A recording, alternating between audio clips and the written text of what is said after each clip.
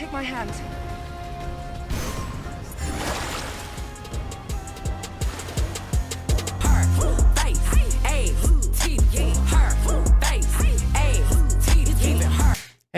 Hey, y'all good? You got it out your system? You okay? You sick freak!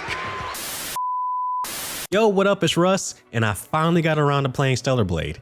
And quick spoiler, it's pretty good. So Stellar Blade is brought to us by Shift Up, a relatively new face in the AAA gaming space. They've actually been around for over a decade now, but have relegated themselves to mostly publishing and developing games for the mobile market. Their most notable game before this probably being Goddess of Victory Nike.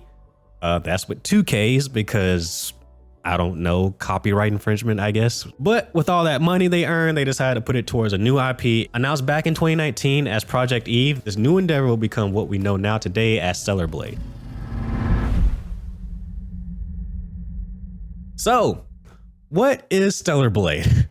Well, simply put, it's a new sci-fi action game that takes place on a post-apocalyptic Earth. Humans have been forced to leave the planet or hole up in safe havens due to their losing efforts in fighting off these, quite frankly, horrid-looking creatures called the Natiba. In this story, you are Eve, a soldier of the 7th Airborne Squadron, or Angels as they like to refer to them, and you are sent in the latest attempt to take back the planet. And, well, to that boy? What happened to that boy? Fatality. What happened? doesn't really go that well. Lucky for her, she is saved by a survivor named Adam. You get it?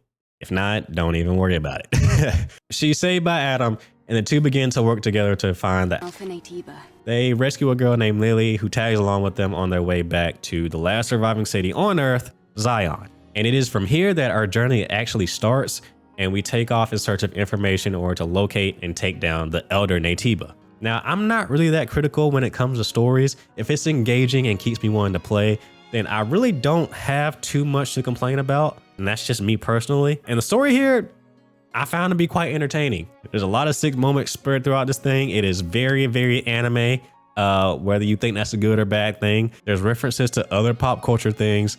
And I can't help but think they took a lot of inspiration from one game in particular in this scene.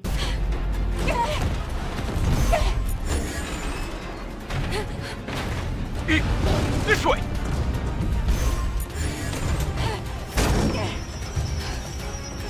Damn it! Run!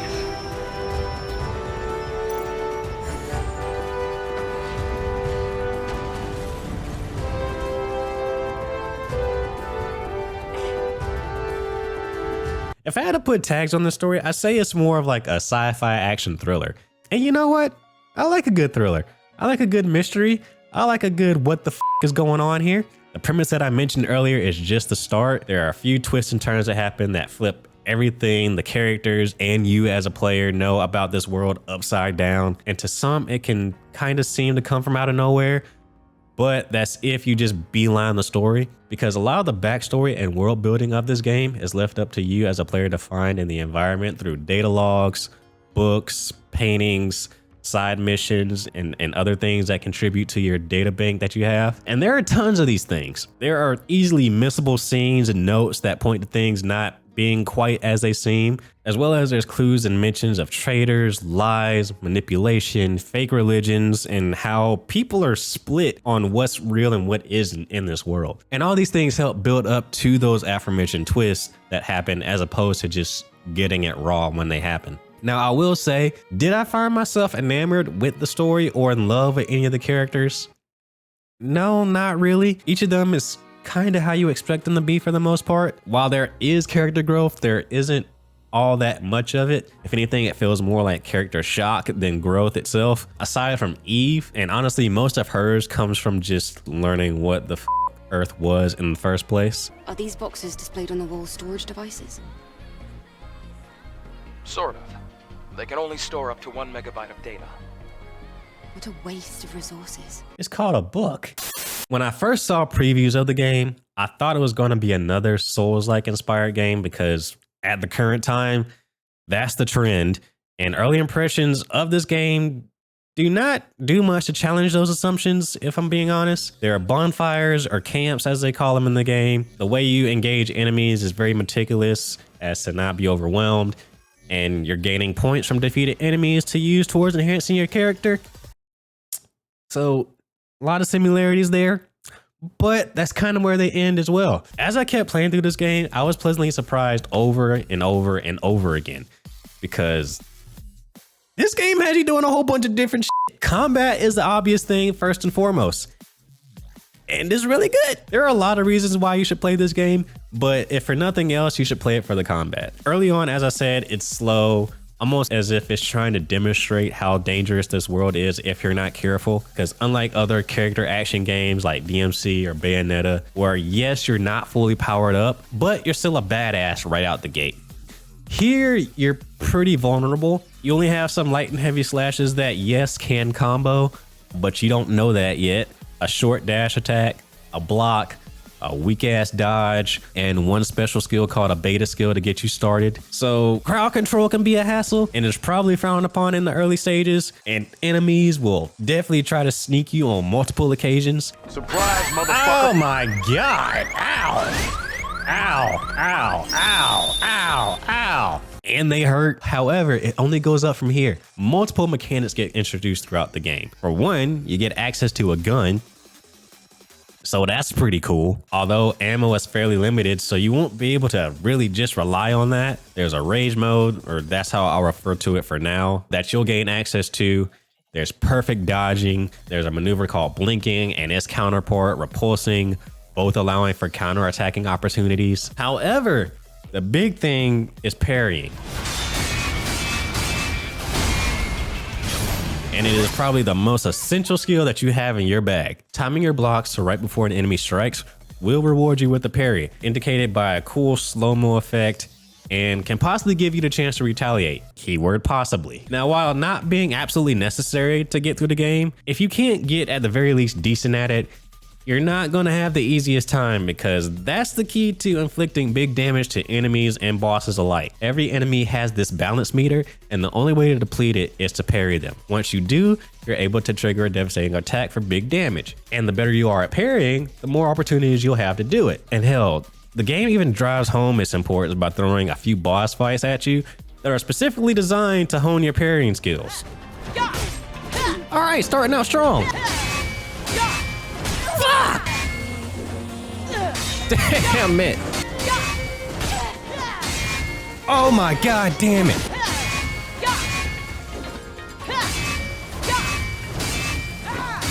Thank you, sit your ass down. That did no damage whatsoever. Oh, and then you're gonna go change the pattern. Get out of here. Continuing on, there are the beta skills that I mentioned before, which are powerful special abilities that range from dealing heavy range damage to stabbing the shit out of your enemy to knocking down their shields. And then later you unlock a whole nother set of skills called burst skills. These tend to focus more on crowd control, buffing Eve herself, and following up perfect dodges and perfect parries. And they just look sick as hell.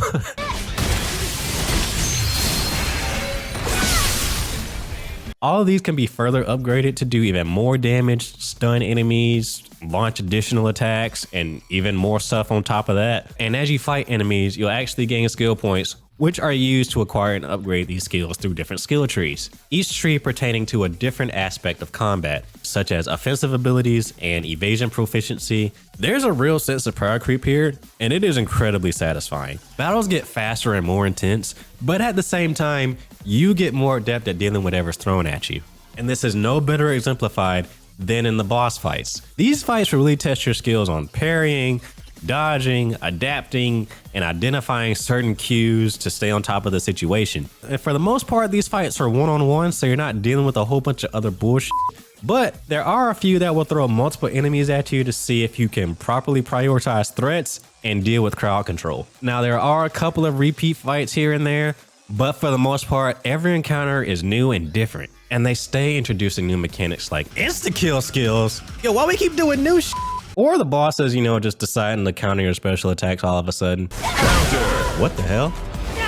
Excuse me? Oh God, all right, that's just disrespectful. They do this all the way to the end of the game. This all combines to make the feeling of combat become addicting as it hits all your senses in just the right way. And it's possible that if you're anything like me playing this game, you'll want to try and go back and master these fights after your first go around with your newfound skills.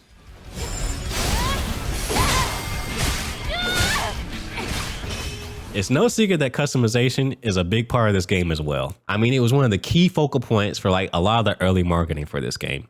Mainly the outfits, and there are a lot of them. There are quite a few of them that you can discover throughout the game. Find them in shops as mission rewards, or they'll be tucked away on the off-beaten path of each environment. And they cover the range of cool, adorable to, well, not safe for work, essentially. But regardless of that, they all look good and they look like they had effort put into them. And personally, I really dug this Kill Bill inspired tracksuit. Definitely in the top 3 of the ones I found. However, customization does not end there. You are able to switch out her eyewear, her ear accessories, and even style her hair in several different ways, including the color. And like, there's an actual setting for her ponytail length in the options menu. When's the last time you seen that? I don't recall that. Like, ever in recent memory or long-term memory at all. But also you're able to change the appearance of your companions as well. Unfortunately, I never found any different looks for them. I don't know where they were, so I missed out on that, but the option is there apparently. But that just covers the visual customization. In addition to that, you're able to slightly augment your playstyle through the use of exospines and gears. These provide various stat boosts and bonuses such as damage reduction, increased shields, and energy recharge rates. Each add-on has a star rating, and naturally, the higher the star rating, the better bonus it gives. Exospines in particular have the ability to be upgraded to give additional bonuses. And there are a plethora of these gears and exospines for you to find, and you'll most certainly find a combination to fit how you want to play the game. You want emphasis on range combat? You can do that. You want more of a tank build? You can do that. You want to aim for high DPS? You can do that. There are options for pretty much everything, and even I doubt I found them all. Now, while combat and customization are a big part of the gameplay loop, of course, that's not all you'll be doing. Questing and exploration is another major pillar of this game. There are several zones that you will travel to throughout your journey, each filled to the brim with secrets to discover, treasures to find, bosses to fight, and people to meet. And it all stems from Zion. Zion is your hub world, your base of operations, your command center. Rangers. This is where you'll encounter the majority of your merchants from which you can buy various different items for your journey. At least when they shut the up. You'll also accept and tackle missions from the individuals in town or from the local bulletin board. And you'll want to do these missions as they are directly tied to the progression of the world around you. Some shops won't be available until you complete a corresponding mission. Some characters won't be fully developed. Literally. If it's not clear about what's on the screen, do the Anya quest line. Just do it. A few of these missions have cool interactions and storylines in them, if you care to pay attention. Or don't, it's up to you. But I can't lie, at some point I did feel like I was just filling up a to-do list and checking things off of it. And if you're anything like me and have OCD over leaving side content unfinished, it can kind of drag down the pace of the game a bit when you're looking forward to the next story set piece. But still, you can get a lot of cool and useful things from these missions. And it's not just the hub world that they affect. They also have consequences in the outside world as well, leading you to new areas that you very well might have missed. For example, there's an entire subsection to an area pretty early on that's cut off until you tackle the related side mission, opening it up to more discovery. And it's things like that that these missions do. They'll lead you to different areas that, yeah, while yes, you might come across it on your own, they do a very good job at leading you to several different areas of the map. But even still, there's a lot of things that you may very well miss still, even if you do everything. Now, to continue talking about the other locations, several of them are more or less linearly designed locations that focus on progressing the story. And although it can feel like you're underground a lot of the time during these levels, Each one has its own story and give off its own vibe, thanks largely in part to the accompanying music, which we'll get to in a bit. These levels will change up the gameplay almost every time, not extremely, but more than just the hacking and slashing that you're doing 90% of the time. First, you'll be traversing through ruined city streets, getting your ass handed to you by new enemy types. The next hour, you'll be trying to solve a puzzle, a lot of which really have you thinking, shockingly. Like why am I doing math in my action game? What is this, brain age? Next, you'll be engaging in some platforming, which is something I also didn't expect. And hear me out on this. I think I hate it. Okay. Hate is a strong word, but I'm definitely not the biggest fan of it, because although it's simple platforming a lot of the time, there are times where it just doesn't instill confidence like at all, because each jumping isn't the most accurate when it comes to narrow margins of error. Ah! And then there's the wall running that feels jank when you have to bounce from wall to wall. I could have honestly done without it, but fortunately, it's not that prevalent. Then of course you gotta have the surfing, or I guess it's more so grinding. And whatever, it still works. And heck, they even have you playing Resident Evil up in this bitch. Holy sh! Can we stop this? Oh my god. I knew it. I fucking knew it. Oh my god! Where'd you come from? You weren't even here before. What the fuck? Can we be done? I'd like to be done. Can we be done, please? I didn't sign up for a horror game. There are a couple of wide open zones that you are free to explore at your own pace. These are where I'd say the bulk of this game lies, as most of your side missions and side activities will take place here. There are even more secret areas, shops, treasures, puzzles, and bosses just waiting to be discovered and tackled. Ain't that the ass we blew up earlier? And there's even fishing. It wouldn't be a complete modern gaming experience without fishing. There's also some cool lore here throughout the different rundown structures that you'll encounter here, if you care to investigate it all. And I honestly felt compelled to take hard detours because there's commonly something sticking out that just calls you to check it out. And there's usually some sort of payoff. Good and bad.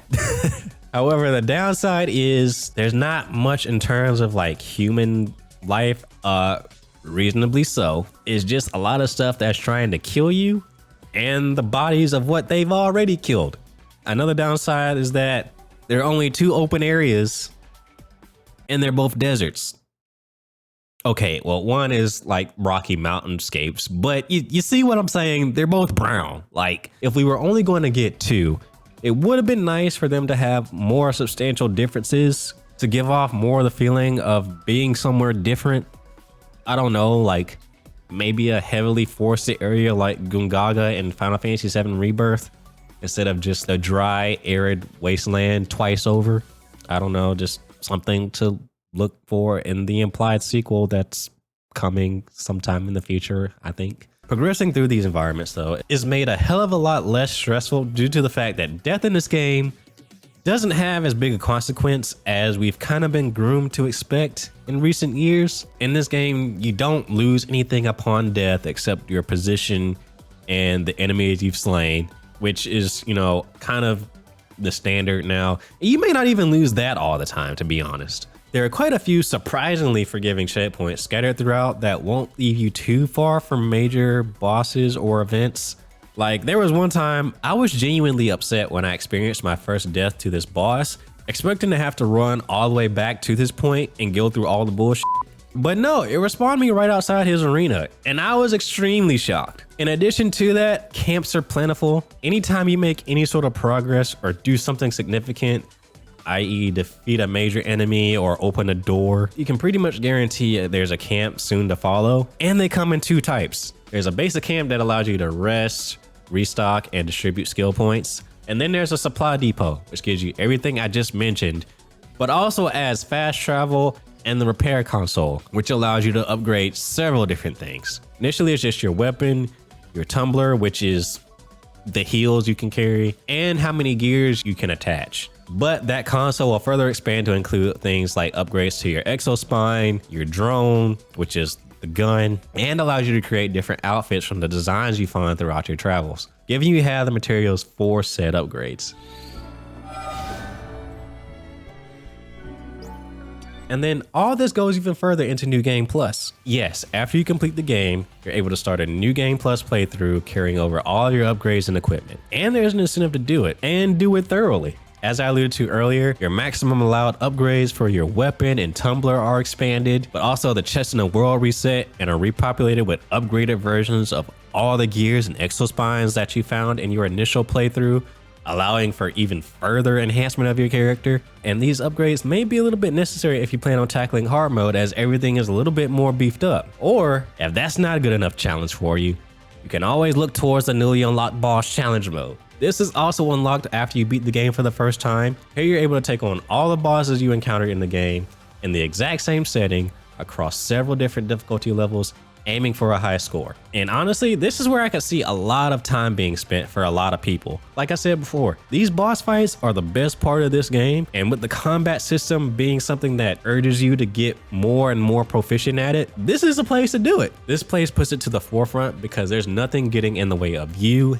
and the fighting. All you have to do is select who you want to fight, select your difficulty and loadout, and go right into the fight. And if you're really trying to flex or just crazy, or both, limit yourself to minimal level stats and fight these guys. See how you do.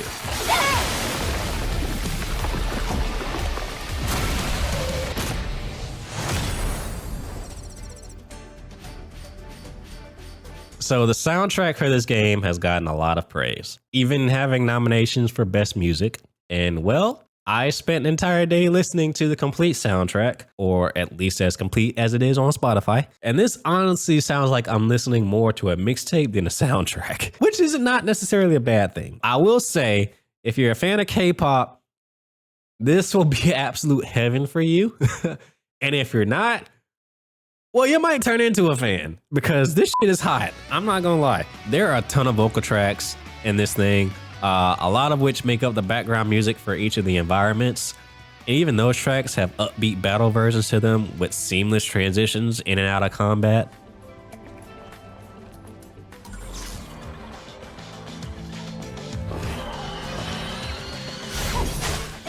The chill, serene vocals properly accompany you as you find your way through these desolate environments.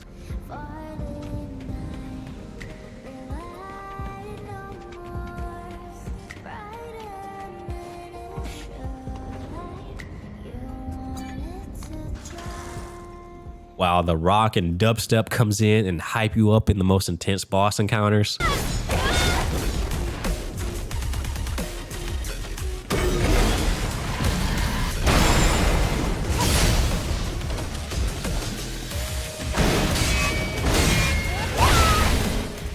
And then at the same time, you'll have some quirky tracks that maybe shouldn't work, but the song is so damn catchy that it doesn't even matter.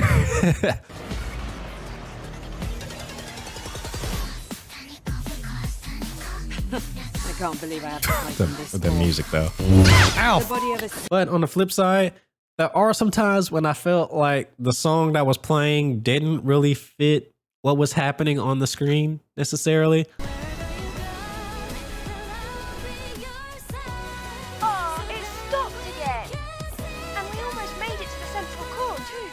And it also seems that a lot of these tracks are maybe more so made to be listened to as like a regular song. And by that, I mean like a lot of video game scores have tracks that are made to loop on itself because you don't really know how much time a player is going to spend in a given area or doing a certain thing. But the thing is here, it doesn't really seem like a number of tracks were made like that, because a few times I noticed I could audibly hear the track end and restart. And then even another time, the song ended and I was just left in complete silence.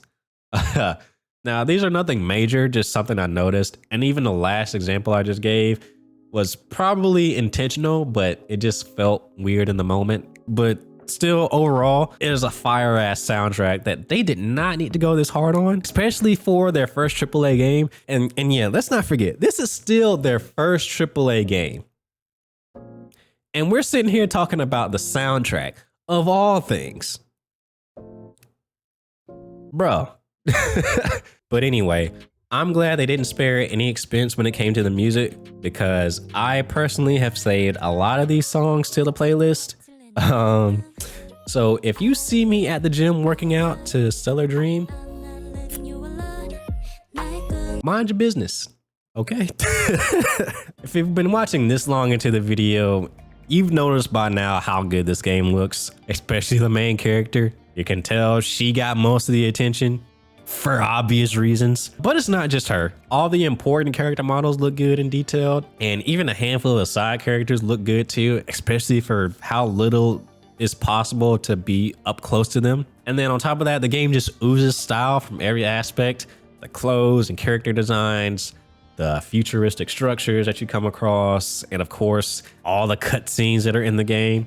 Besides it being brown for like 60% of the time, it's never really bad to look at. But aside from that, the game ran completely smooth. I played this on a base PS5 on performance mode because graphics mode is, oh my God, that is terrible. Holy shit.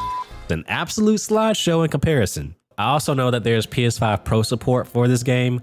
Unfortunately, I'm unable to speak on that. During my playthrough, I only had one crash, and it happened from opening photo mode of all things. I assume it has something to do with how the game automatically switches to graphics mode when going into photo mode, which in turn causes it not to respond half the time. But I can understand why they do that. I mean, why wouldn't you want to take the highest quality photo possible? But dude, I'm just trying to snap the kitty cat that's on the wall over here so I can complete this mission. I don't really give a what the resolution is. Some other issues that I noticed, several times during combat, the map or menu would just open in the middle of fighting. And I know I was not swiping on the touchpad nowhere near hard enough to trigger that. So I don't know what's going on. And in turn, it would really throw me out of the flow of the fight. And lastly, just one save file? Just one? Really? Like, it's not the biggest thing in the world for most people, but come on. One? You couldn't have 2 or 3? Why? So, do I think you should get Stellar Blade? Well, if it wasn't clear enough after all I just said, yes, especially if you're a fan of action games and modern action games at that. And even if you're not, but you're curious, I think it deserves your time, because I also think it's one of the more newcomer friendly action games of the modern day, because it's hype as f, it's flashy, it makes you feel like you're pulling off cool stuff.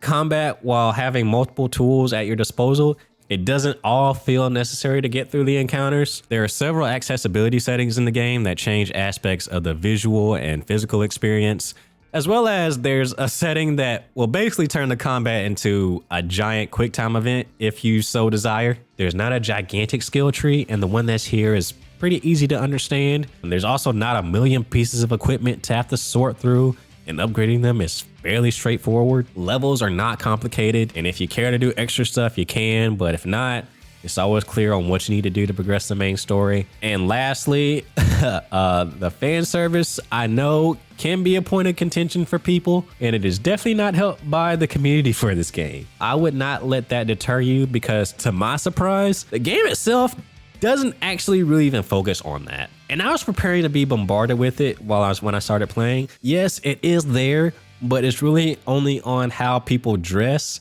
It's never really due to like camera shots or anything like that forcing you to look at something. Overall, I really enjoyed the time I spent with this game. Even despite some of the grievances I had, every time I stepped away from it, I just could not wait to jump back in. And even when I finished, I was kind of sad, almost like I was having withdrawals. And then even jumping into New Game Plus for this review, I got that feeling of like, oh man, I could really go through this entire game again.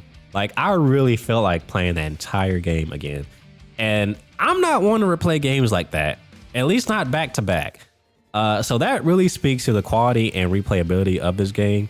And again, for their first AAA outing, Shift Up has really given us a hit. And I feel like if you dismiss it, you're doing yourself a disservice. So those are my thoughts on Stellar Blade. I know it took me a while to get to it, but I finally did. I also know about the Nier Automata collaboration, which from which I understand is just like costumes and stuff, which is kind of disappointing. I was looking for it to be more of like a story or some sort of expansion to it, but it seems like it's just costumes. I could be wrong on that. I haven't actually touched any of it, but just from reading through some documentation. That's what it seems like to be. But regardless, the main game is plenty enough. Again, let me know what you thought about the game. What's your favorite things about it? What did you not like about it? Do you think there will be a sequel? And are you looking forward to a sequel? Let me know in the comments down below. And as always, thanks for making it to the end of this video. If you want to see more content like this, please feel free to subscribe and follow me on all my socials. And yeah, that's gonna do it for me. I'm Russ, and I'll catch you guys in the next one. Later.